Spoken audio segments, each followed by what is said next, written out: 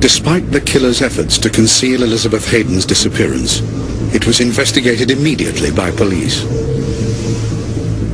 Elizabeth Hayden was really the turning point in terms of the investigation and the intensity of the pressure on this group of killers. For the first time, the three men would come under close scrutiny. It caused John Bunting to panic a little bit. The bodies in barrels that he'd been storing in Mark Hayden's garage, he hastily moved. All of this created a trail.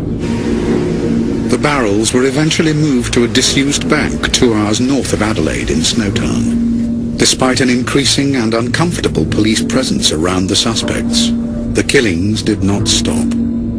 Bunting, towards the end of the killing, was getting more and more of a high just through the pleasure of killing someone and the power it gave him.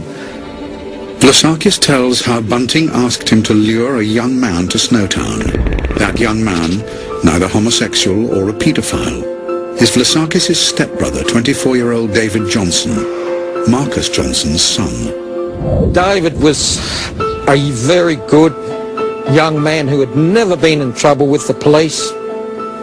He was clean cut, he was well dressed and well behaved in everything he did, and he did not deserve anything like he got.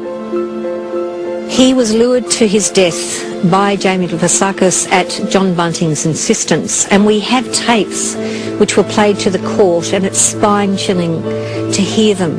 Bunting waiting in the vault at Snowtown as Jamie Vlasakis brings his prey along that lonely road.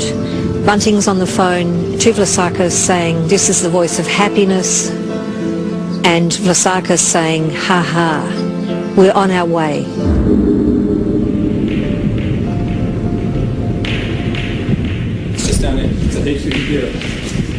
Hey, David! How you going, guys? We know that when David Johnson actually entered the vault, he was confused, as you would be. Put him down, Robert! He was panicking.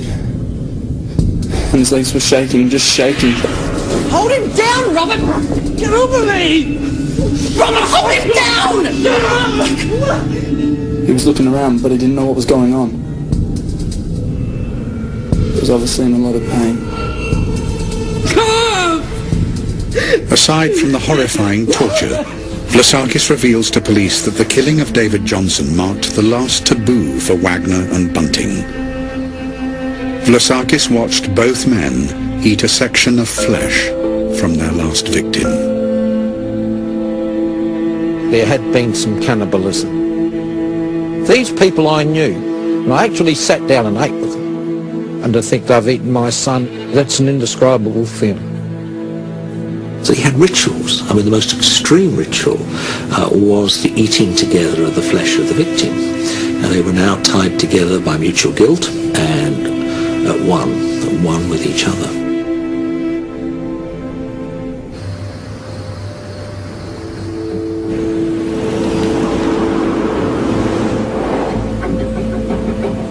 On the 2nd of June 1999, after 6 traumatic days giving evidence to police, James Vlasakis is charged with murder. His testimony is crucial in the case against his fellow killers. On July the 2nd, John Bunting, Robert Wagner and Mark Hayden are jointly charged with 10 counts of murder. The whole of Australia awaits the most shocking trial in the country's criminal history. As the public reel at the horrific details of the killings, the country is rocked by the revelation that Bunting could have been caught after his first murder.